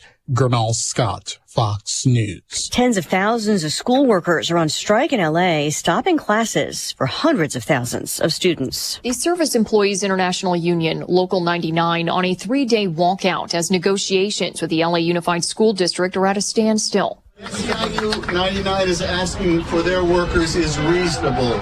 California Representative Adam Schiff joining the district's teachers in supporting the strike. The 30,000 custodians, bus drivers, and others whose average annual salary is about $25,000 want a 30% wage increase and better health care. Let's find a solution that addresses the needs of all, including our kids. Superintendent Albert Carvalho tells Fox 11 News the district offered an over 20% salary increase, a 3% cash bonus, and expanded benefits. Fox's Christian Goodwin. The New York Knicks announcing the death of Willis Reed. The Basketball Hall of Famer won 2 NBA titles over his decade with the Knicks before injuries led him to retire early. Willis Reed was 80 years old. Back-to-back rallies on Wall Street ahead of a Fed decision tomorrow. The Dow up 316. I'm Lisa Brady. This is Fox News. Hello again, everyone. Let's check weather for Eastern Illinois, Champaign, Urbana, Memphis. Saturday, pretty decent spell of weather ahead for the day today. And it's a series of weather systems over the next 7 to 10 days. Will keep us certainly much wetter than usual, but at the same time, temperatures finally returning to more typical and usual levels for mid to late March across the area. The cold air for now at bay up to 53 with increasing clouds today and a couple of late day sprinkles. A gusty south wind sets in. Rain at times before midnight tonight in particular. Lows near 40. Tomorrow, windy and mild with a shower in spots morning and later afternoon up to 57. More widespread rains and perhaps some thunder tomorrow night. Temperatures to 55 and rising should make 62 Thursday morning. Then falling temperatures, periods of rain throughout the day. Maybe a morning thunderstorm. Rainy, chillier Friday with a high near 48, but back to about 50 and some sunshine Saturday. A couple of showers 58 Sunday. Monday up to 55. More rain ahead and still hovering in the low to mid 50s for highs. Some short-term drying Tuesday and Wednesday of next week. For Stephen J. Broadcasting, I'm Meteorologist Greg Solgay. Ignition sequence start. 5, 4, 3, 2, 1. Liftoff. Check. I literally just create madness. Well, they're up. I'm going to go off here. They don't have a great quarterback. I got to take a break. I'm getting in trouble. To win the Big Ten, you first got to win the West. Bad Bunny. Have you heard his name in a while? No. Has it bothered you? No. Defensively, they got to come in with some confidence. Is that even analytics? I'm in a parking garage, kind of lost. Terrence Shannon, Matthew Meyer, R.J. Melendez, Coleman Hawkins. These trophy presentations aren't over. I didn't come here to go 5 and 7. I'm so proud of Illinois football right now. I'm so tired of Joel Embiid. We're not taking Patrick Corbin. I want to bet the Bears. Oh. You are Reba McEntire's niece. Roshan Russell. Coach Bielema. You no longer salute to yourself. What? We got all kinds of things for you here. There's a lot of glass. Oh. Guys, we have breaking news. Uh-oh. It's the Drive. Smack dogs. No!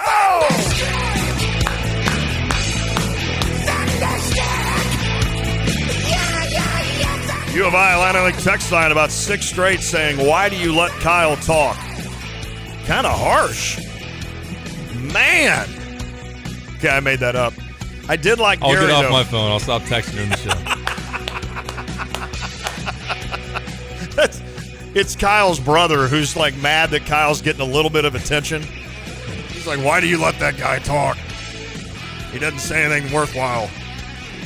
Gary, Gifford Gary, we call him. Absolutely love the Illini, but sometimes it felt like it was at the dentist watching them play. That's about as well as you can sum it up.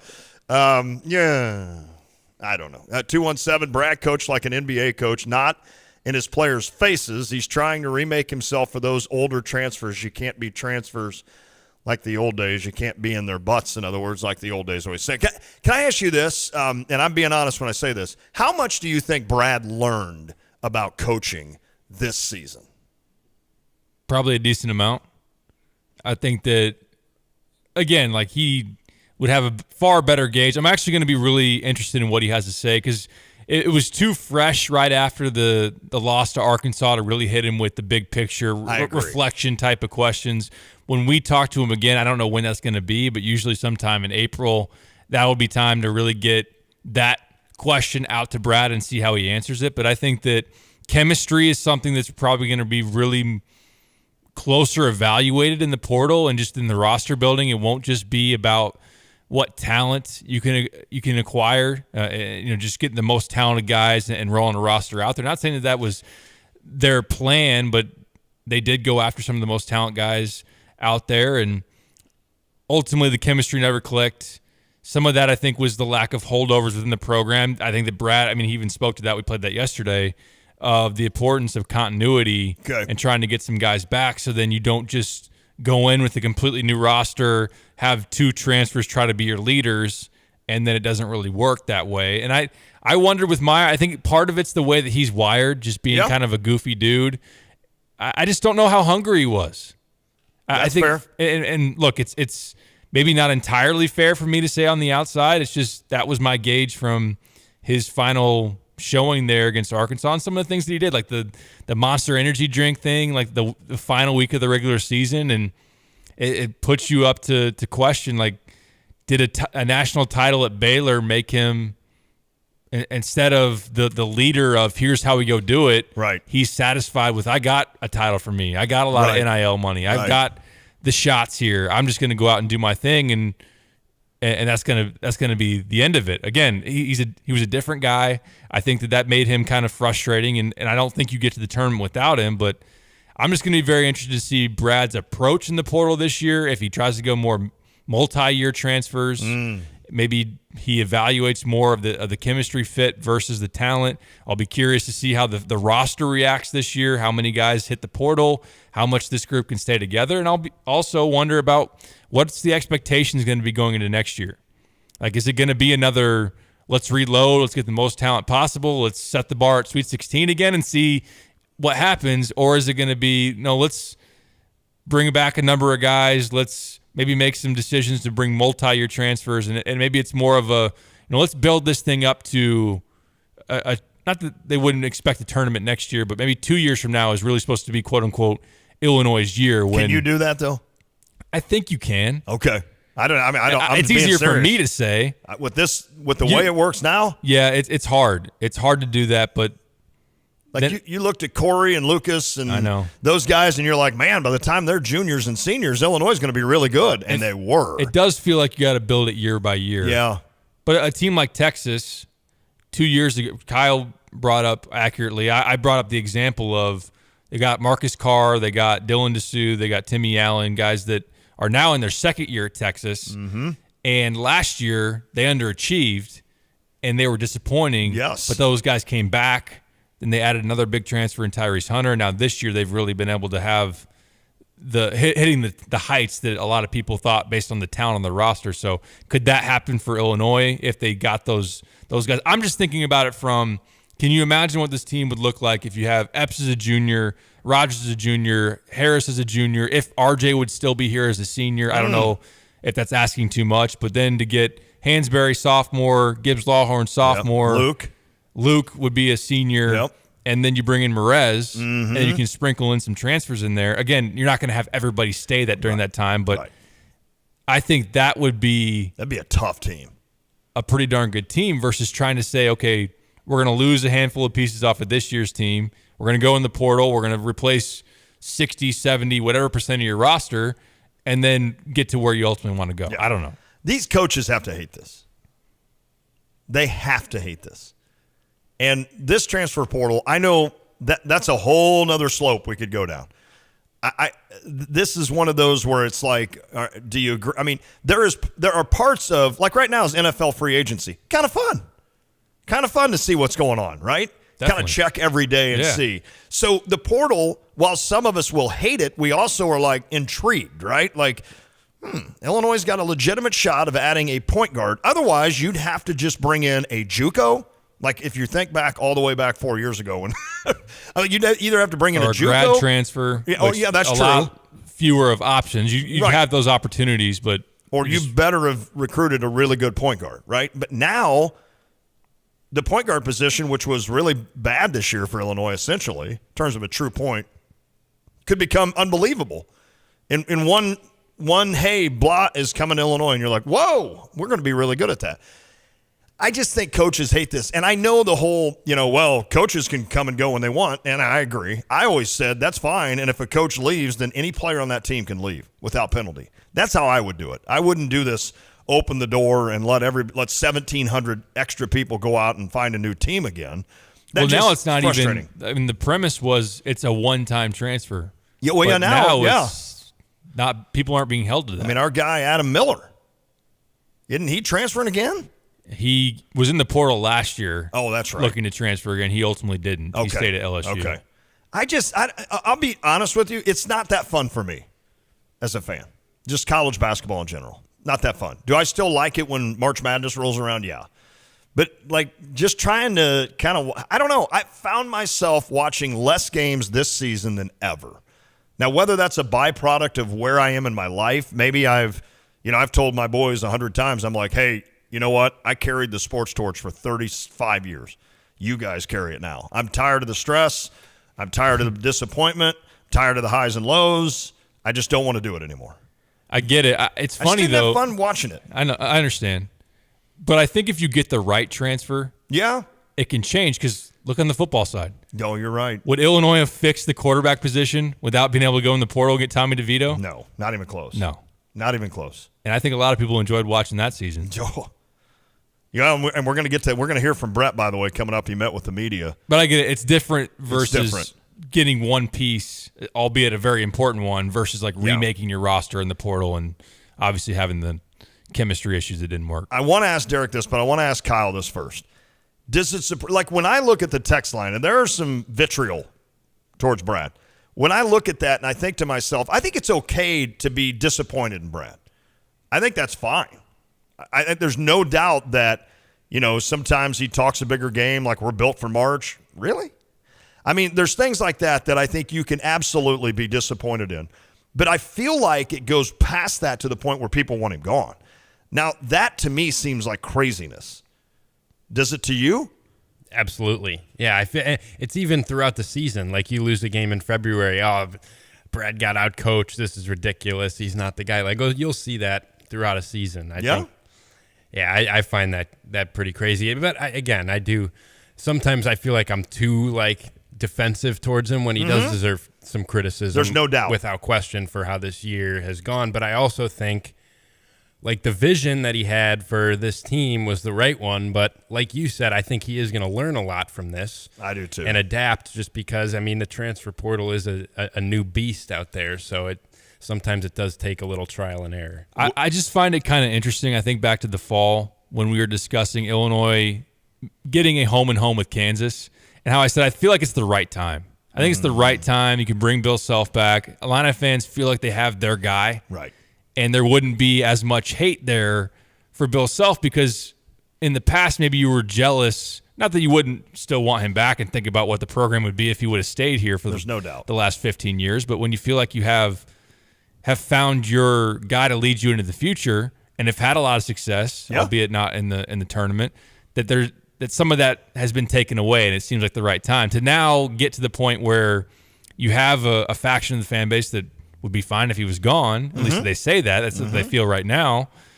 That just seems a little interesting to me. Now, again, some people are taking a hard stand on the other side with Brad, and I'm not saying you're totally wrong, because we don't know. It'll be proved out over the next couple of years. We'll know how that goes. I think it's completely fair to be underwhelmed in a big way by what's been shown in the tournament. But I think, and I know I don't want to spend too much time on this, but you're good. The Big Ten, a lot of teams are in a similar boat right now. Ugh. Like, how are Iowa fans feeling about Fran? Fran's had Illinois, of course. Purdue is the best. That would be the ultimate. It is. At least they won a Big Ten title this year and a Big Ten tournament title, and they got to the Sweet 16 last year. Oh, although that's obviously true. That's true. It was a disappointment losing to St. Peter's, and last year's team should have been their year. For a program that pre-Gene Katie hasn't gone to a Final Four. That was their year. And the bracket sets up, you don't face 2-seed Kentucky, you face St. Peter's. And even, is that not the same region where North Carolina knocked out 1-seed Baylor, right?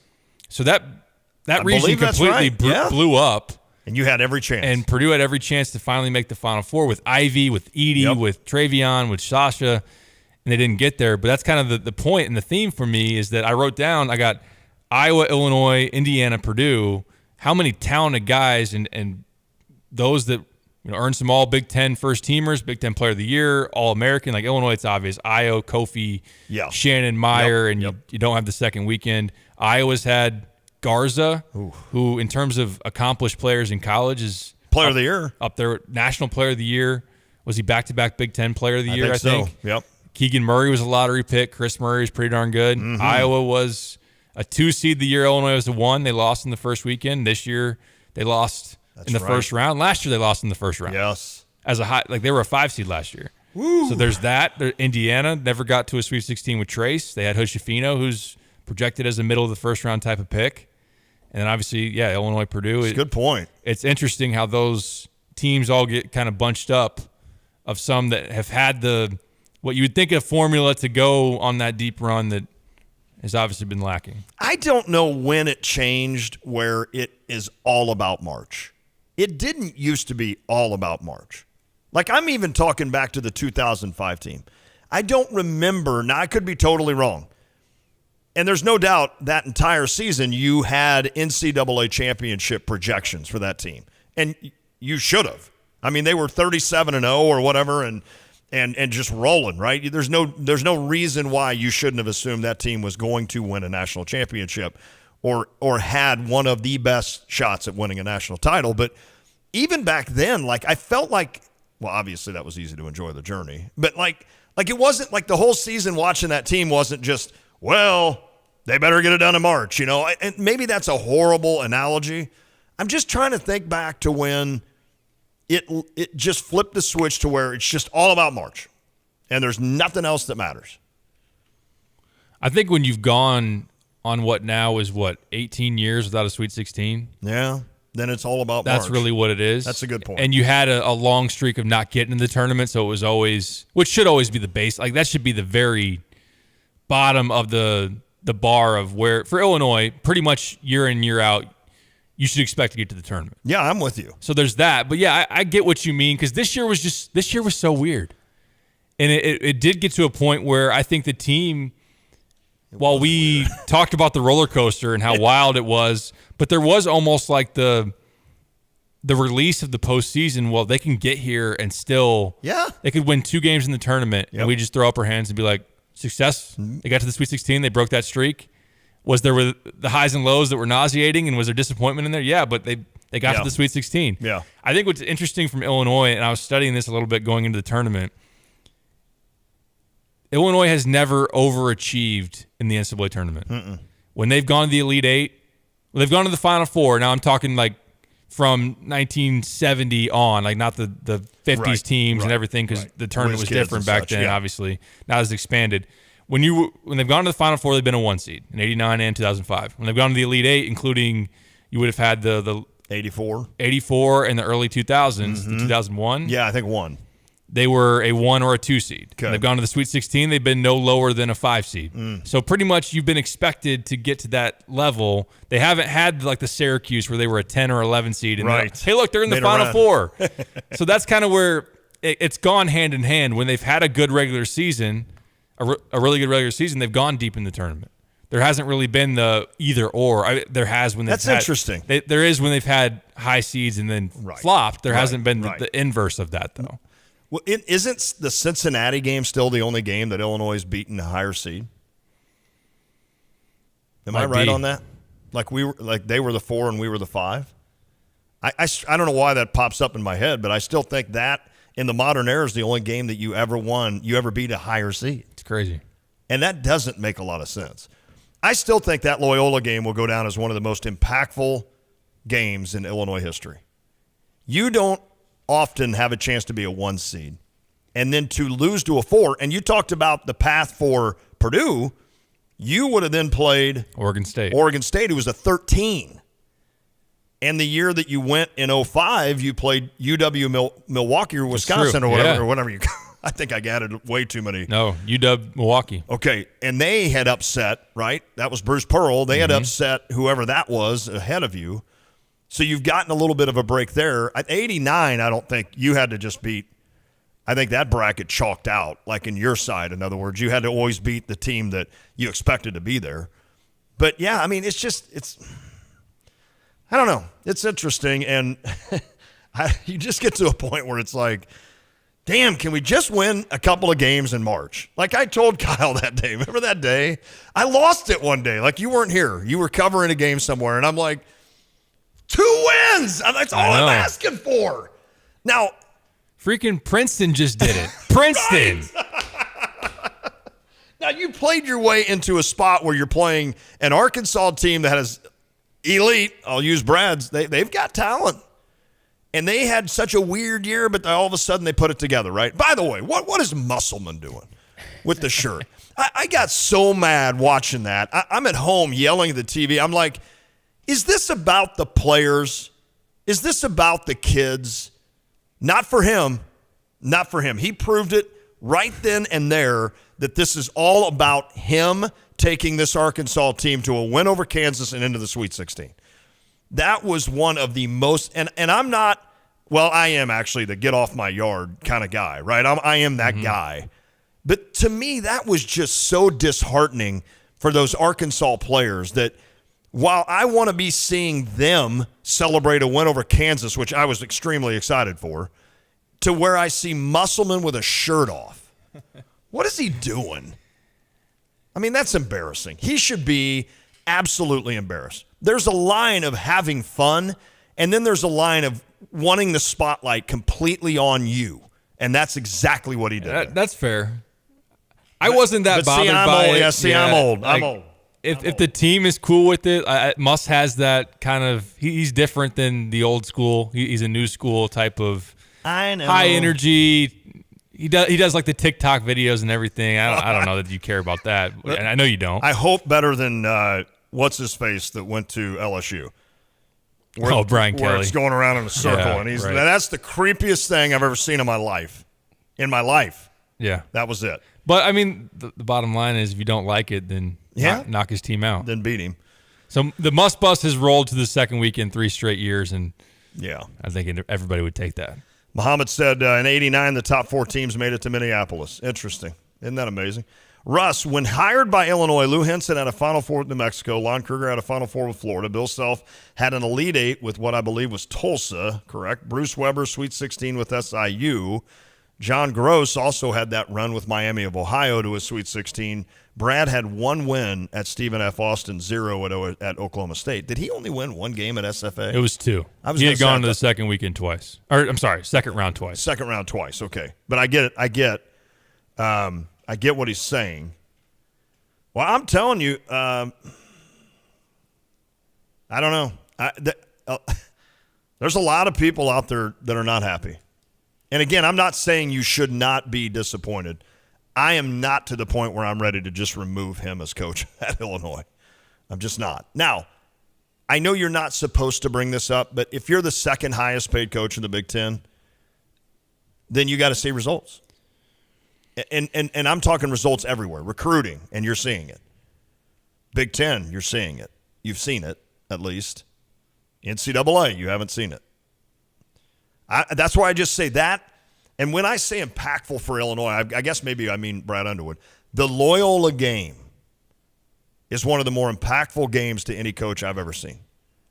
Because that game, not only did you lose as a 1 seed, but there were 0 adjustments made in that game. And I think Brad should agree to that. He should say, you're right. And I think because of that, there is a keener eye now by Illinois fans to coaching. I think Brad Underwood has earned his money when it comes to recruiting. I think he's earned his money in terms of Big Ten wins. He's still he has the most Big Ten wins of any coach in the last 4 years. Over the last 4 years, yeah. And what he did with this program, where it was to, you tell me 5 years later you're going to have a coach that has the most Big Ten wins in a stretch, I would have been like, what? So he has earned his money there. I don't know that he's earned that money coaching the X's and O's. So I think that's where the disappointment lies for me, big time. And that's where I want to see. And I honestly felt like he made calculations this year that he thought, honestly, I mean, it's not like he's playing to lose, right? So I think he made calculations this year that he thought was going to get his program what he has not been able to do so far, and that's win in March. And it didn't work. Didn't work. Now, I don't think they thought they were going to be this poor of a shooting team. Oh, my goodness. And losing Luke. I mean, I hope we don't downplay that. He's probably good for 2 or 3 a game. So to lose him this season, that did hurt. But you can kind of crunch the inside, and then, people want sets run. And don't get me wrong, I do too. There were too many times where I'm like, what are we running here? But if you have a team that's not too worried about your outside shooting and they can just kind of pack, not the lane, but essentially from 17 feet in, it's hard to run sets.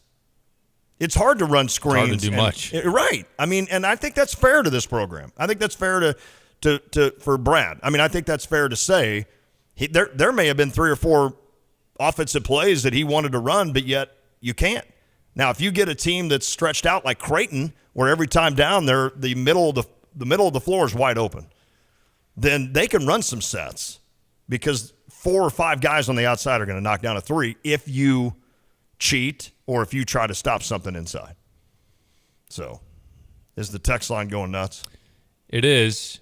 And Shane said, I just started listening to your show. I'm not sure if you brought it up, but I've heard a lot of rumors about Underwood being down in Texas right now and Whitman talking to Sean Miller at the Xavier game the other day. I don't believe that to be true. Was the Xavier, or were they in the same, were they in Des Moines? No, they were not, no. So Whitman just happened to be wherever I don't know that. I don't have anything to say about that. Brad's not in Texas, to my knowledge. Really, Shane? Whitman talking to... I know people were mentioning Sean Miller yesterday when the rumors, again, wherever they came from, went crazy. But I've been told that Sean's telling his buddies in coaching that he's not planning on leaving Xavier anytime soon. Some think that if Kentucky were to open up, that could change his mind. Right. Maybe Texas makes a big push at him, and we'll see what he says there. But outside of that, I think Kentucky could be that landing spot for him. Okay. Otherwise, I think I'll have to trust his word that he probably wants to stay at Xavier. On a side note, Sean Miller on the Lante diet plan. Which is no diet plan. Right? I don't like me. He I can don't draw think up some offense, though, man. He can. Their team's good. He can.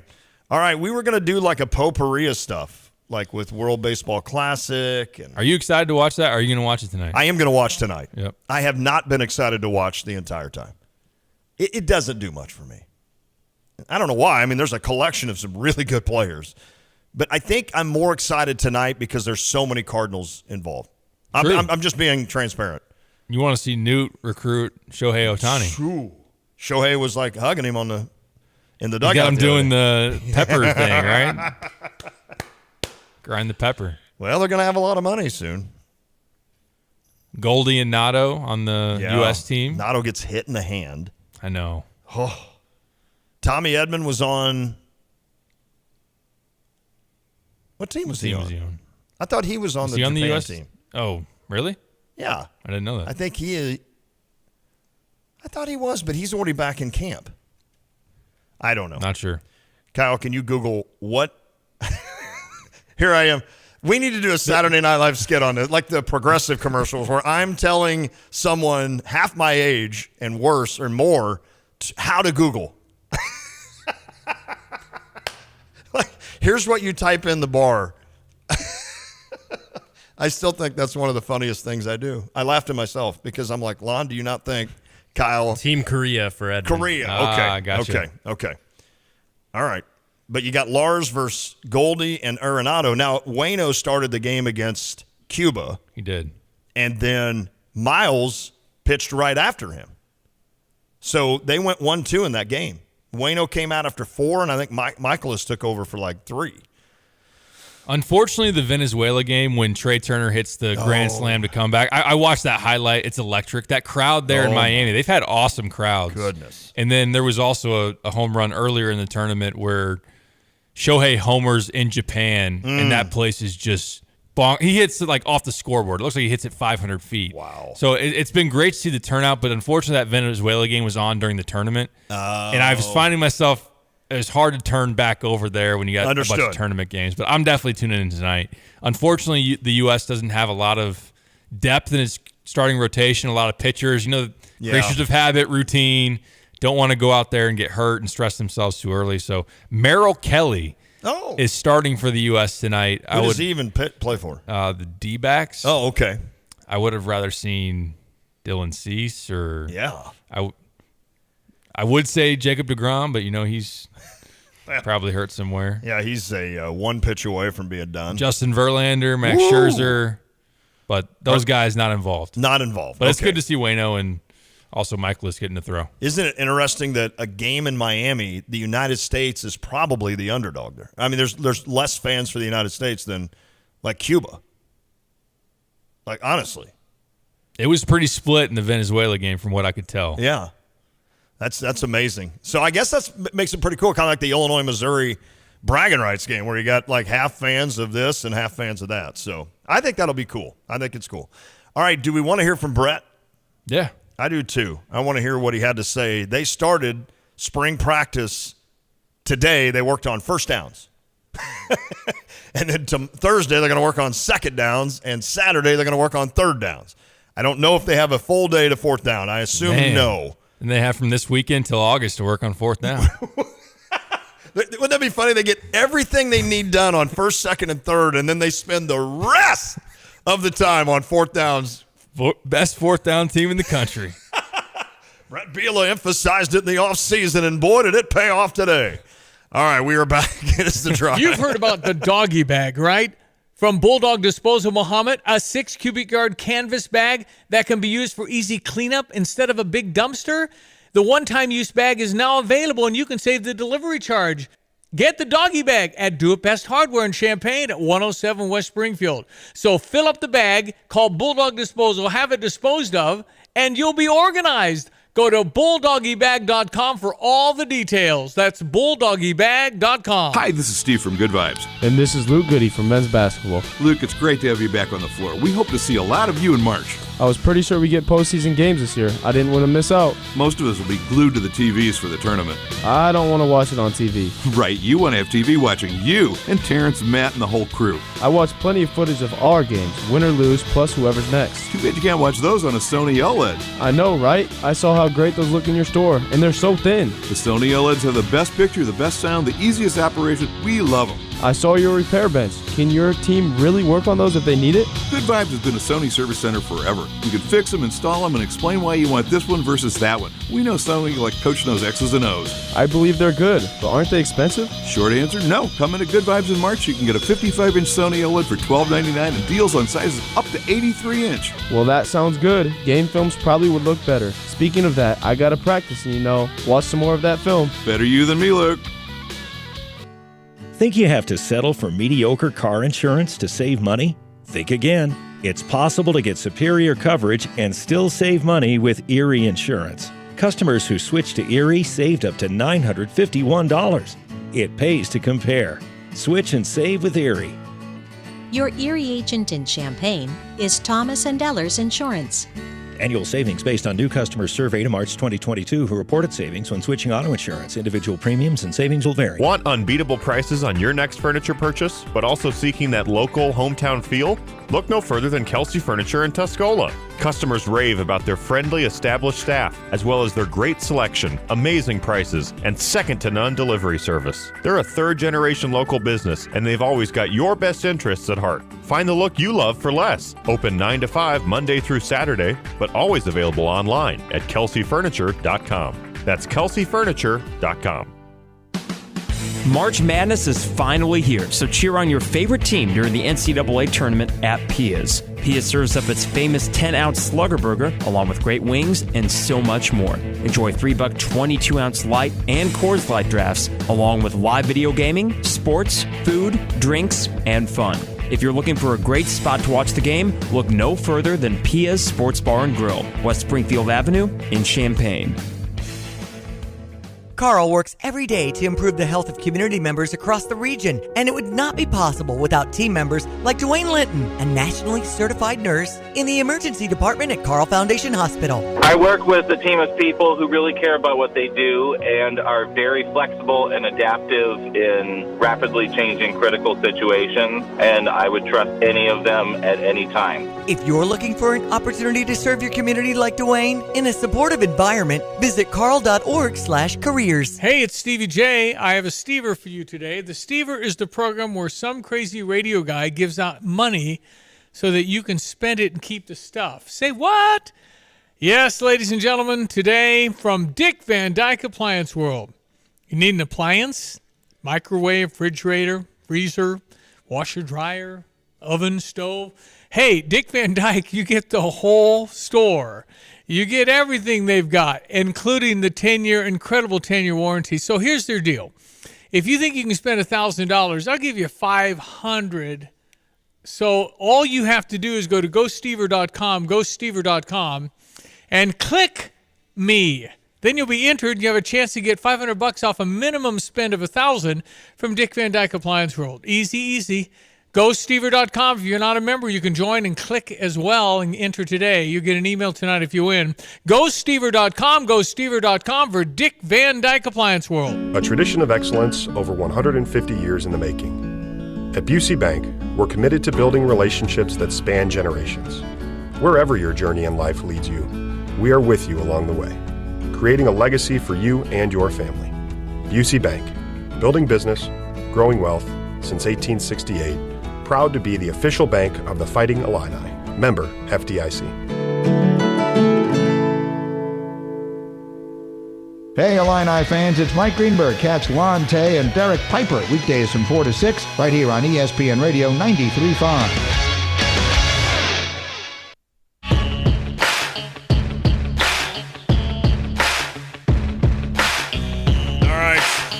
I know you saw it on here. Heath sent the text from Derek from MLB Metrics about the Cardinals dominating Cuba the other night, and then said America's team. I like it. Lindy said they're playing Japan, Lon. Probably not a split crowd. I meant the Cuba game. Is it Cuba?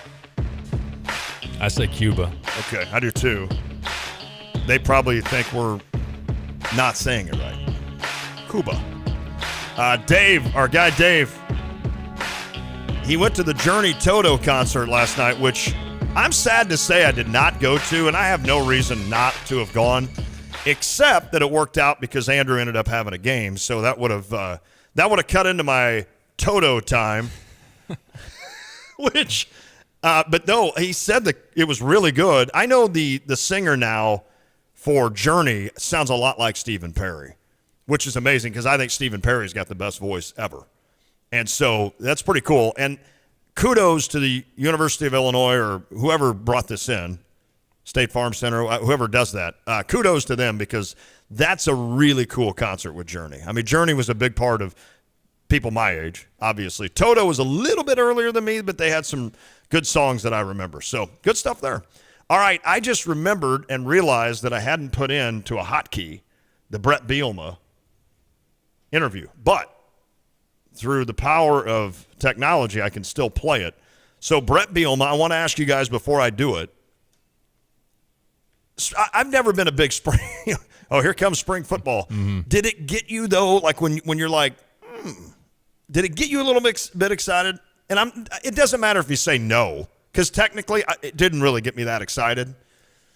Not really. Yeah. I wish there was more. I get he doesn't want to open up those practices. If there was more to maybe get reported on as far as how these guys are looking and everything, how Luke Altmaier is coming in and looks, I think there'd be maybe a little bit more intrigue. Not that they're not going to speak to that and give you their take to an extent. Yeah. But Brett's pretty open. Yeah. But right now in the middle of March Madness, I'm starting to think baseball too, like Masters. Less than 2 weeks. Oh, yeah. I see the Masters commercials. Oh. Less than 2 weeks from opening day. That's where my attention's at right now. I'm with you. Offend Brett Bielema. No. Kyle, would you agree?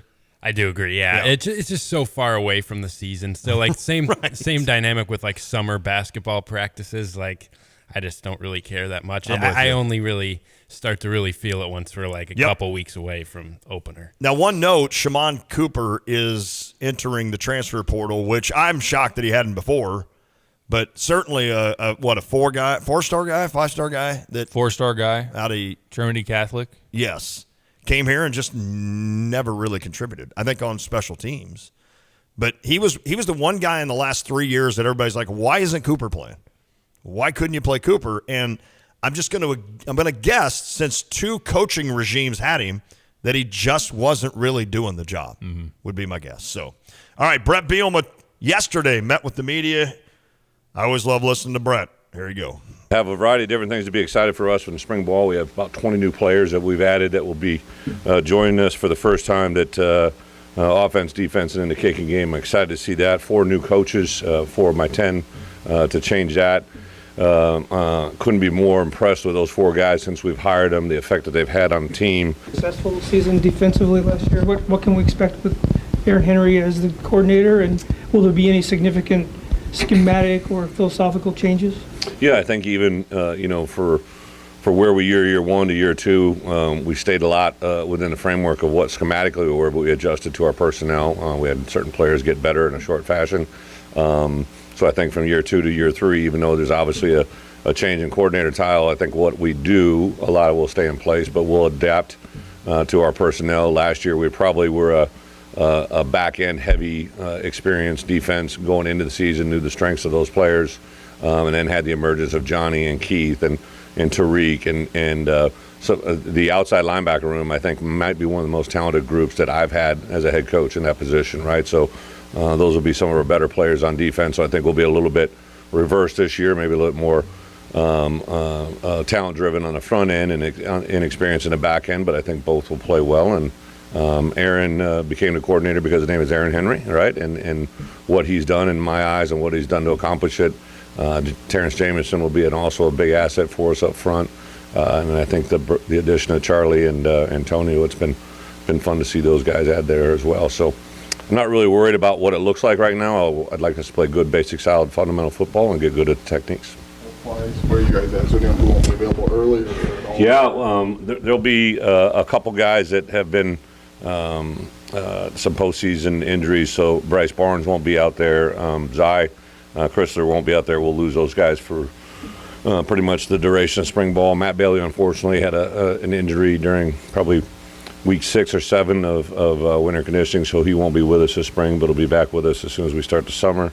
A couple other guys with some soft tissue thing they're just working through right now, but those are the major guys who won't be there. Right, when you bring in Luke Altmaier, obviously he's a different personality type than Tommy was and a different dynamic, but when you go into the portal and you go get a guy like that, how much do you guys communicate or talk and have meetings about whether or not this guy's can fit in our building and what his dynamic brings? Every guy's a little bit different, and I think anytime you're in this portal world, that's probably the biggest obstacle to overcome. You can watch film. Obviously, Luke had high school film, he had college film. Ironically, I have a few contacts in the Ole Miss building, that I reached out to and just overwhelmingly positive about who he was as a person and what he brings. And then I think even on his visit, you could see it was very, very clear. He's a guy with, a high character, learns the game very, very well, takes to it in short fashion. And then on the flip side of it, I think he builds relationships on a little bit different bait. Tommy came in with this big bravado, Jersey personality and what it is, and Luke's a little bit more reserved, subtle, but I distinctly remember maybe week 2 or 3, I was just calling to check in. I was out on the road recruiting heavily, and I checked in I was actually calling Casey Washington, and he was at lunch with Luke Altmaier, right? And it just kind of signified to me, what he was doing and how he was doing it. I would say John Paddock, also another transfer quarterback who came in, who's got strong Illinois ties. He just brings in a big personality. He's played a lot of college football. Anytime you bring in a transfer, you're always going to have those concerns. You're never going to bat 1,000, but I think we've been batting pretty good. Pretty good, obviously. There's a lot of momentum with your program right now. What's the key to sustain that through the spring without another game? So I had a team meeting Sunday night. Everybody kind of went their own separate ways during spring break. I went and visited Mickey and Minnie for a couple days with my daughters, right? Everybody else kind of went across the country, did what they did, but we came back on Sunday night, and I said, in my 15th year now as a head coach, you just have certain feelings going into spring ball, right? And I just think I think we have 10 guys that are returning as all-conference players, the most in our division. You get the excitement of new quarterback. Whoever it's going to be is going to be a new quarterback, and I really feel good about the guys we added. Also, Donovan Leary, who has been very exciting to watch over the last year with him. We got a lot of really good players coming back. I think we'll add some good players. There is excitement because, for the first time we went to a January 1st bowl game. But for me as a head coach, I try to show and be as upbeat as possible, but I'm also not oblivious to the fact of, the 5 losses, 4 of those 5 came at the end. All very tight games. All the games we lost were by 1 score. So even today, at 4:30, my team meeting is a lot about just football IQ and awareness, and I've actually developed a whole a sequence that will, on Monday, Wednesday, and Friday afternoons, I have the entire roster for like the first 20 minutes to go through football IQ, something that I love to do, and the feedback from them has been overly positive. So it's year 3. It should be going in the right direction. I think it is, but we want to try to maximize the best we can. Along the lines of momentum, this is the first time you're going to be able to go from season to bowl prep, bowl game, winter workouts into spring. What kind of difference have you seen already, and what might that mean this spring? Yeah, so we've stayed pretty true to who we are. We're a development type program in the way that we do things. So, for instance, when we come back from winter break, we always do an 8-week training cycle that we're pretty unique. I would say there's not a lot of schools that do that. We've probably had the most gains physically during that segment of time on our calendar, and I make a big deal about it. We'll get into week 4 and say, hey, we're halfway through those 8 weeks, where are we at, right? So there's a big emphasis on development, and you'll see it. I mean, there's guys that are going to, look a lot better than they have. Some of them got a little bigger, some got a little bit smaller. I think overall the work ethic, but one comment came out to me. I check in with Tank every day, right? Like whether I was here or I was on the road, whatever it was, Coach Tank and I talk every day about how the workouts went. We'd obviously get email feedback every day academically, but I wanted to hear it from my strength coach. And we had a day where we did competitive balance, right? So we had an offensive player versus a defensive player at their respective position, So try to have someone that matches a similar skill set and have them compete in 6 stations. And we've filmed those drills, right? And they can watch them. We watch them really so that they can critique themselves and, hey, you need to come out of this break better. It's very football specific type things, but you can't have a football. There's a lot of NCAA rules around it, but our guys figured out that they could challenge whether or not they were the winner or loser, right? So there was a recording on every drill, whether you won or lost the match, and these would get highly competitive, and there were guys that were coming in and saying, hey, I actually won this rep, right? And there were several guys that were contesting their scores, and Tank said to me, he goes, it's not so much, he goes, our guys want to win and they love to win, but he goes, but unlike any other time since we've been here, these guys hate to lose. And I know for me as a head coach, the teams I've been involved with, when we got here, there was this grassroots movement to just teach them how to win, right? You got to, before you can win, you got to stop from losing, that whole spiel. And then, last year we began to win, and then you got to be able to maintain that winning edge and keep that competitive fire and maintain it in the most difficult moments, how to win close games. And now we're into our 3rd year. Hopefully the expectation is, where we're going to end up. But there's got to be that certain level of, I'm just not going to lose this moment. I'm not going to have failure in this moment. And I'm a good player that has got to step up, or I'm a younger player that's got to step in, whatever it is. That certain element of your refusal to have failure is going to go a long way. Brett Bielema, Illinois football coach. Good stuff with Coach. Excited for another season as he picks up 8 wins last season. A lot of questions still about this team, but as it gets closer, we'll definitely tackle those. Back to wrap it up. It is The Drive. Here's what one shopper said about Pard's Western Shop in Urbana, 306 North Maple, between Maine and University. He said, sure, you can find boots at some big box stores, but nothing like Pard's selections. They're unique, they're local, and they have an excellent store. So many people that visit Pard's in Urbana say the same thing. Pard's in Urbana, 306 North Maple. You can find the best boots in the world and shop local. Visit pards.com, pards.com. Illini fans, mark your calendars for the return of Game Day Spirit Spring Stadium Sale on Saturday, April 1st. Come out to the Great West Hall Memorial Stadium at 9 a.m. to score awesome discounts on your favorite Illini gear. They'll have great deals on t-shirts, sweatshirts, sweatpants, shoes, and more. Follow their event page on Facebook to stay up to date with the latest product reviews. You won't want to miss the return of Game Day Spirit's Winter Stadium Sale, Saturday, April 1st, starting at 9 a.m. Game Day Spirit, where Illini fans shop. Hi, this is Kirk Lehman with Lehman Paintworks out of Forest, Illinois, and we are looking for you. If you are a body shop technician who likes working on semis and making wrecked trucks look brand new again, you are the man for the job. Get on our website at lehmanpaintworks.com or give us a call at 815-657-7590. We want you. Please go to our website at lehmanpaintworks.com click on the Jobs tab and send in your resume. Ready for an exciting change? At Merle Norman, we can take your look from ordinary to extraordinary in a matter of minutes. Our innovative skincare, perfectly matched foundations, and on-trend colors will make a difference that's written all over your face. Come in and see what a makeover can do. We'll help select the products that are just right for you, and we'll teach you tips that the pros know about applying your most flattering shades. Ask for your free express makeover today, calling 217-359-8100, or visit 706 West Market View Drive in Champaign.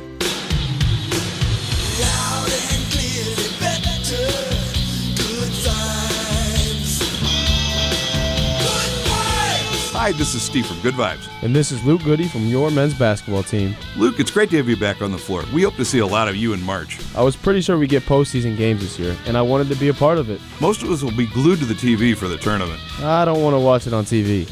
Wait, what? Oh, you want to be on the floor and see it up close. I get to watch plenty of basketball. Films of us winning, losing, who we're going to play next. I bet that footage would be clearer on an LG OLED screen. I know, right? I saw how great those look in your store. The LG OLEDs deliver the best picture for the buck. And they're so flat to the wall. Yeah, the Gallery Series is a step up. They mount so flat you can't see behind the TV and come with a free 5-year warranty.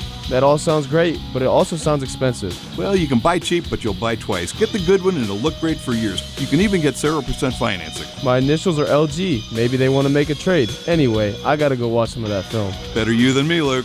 Hey, Illini fans, it's Georgia B at Stevie J Broadcasting, and you are listening to the amazing ESPN Radio 93.5.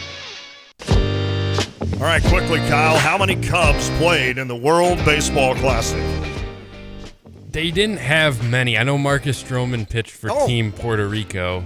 And then they had a couple prospects that played for some teams. And I know Seiya Suzuki was supposed to play for Japan, but he's hurt. So. I could not think of his name the other day because we were talking. I know you think I'm kidding here, but I was talking with some buddies that are Cardinals fans, and we were talking about the Cubbies, and I could not think of his name because he's pretty good.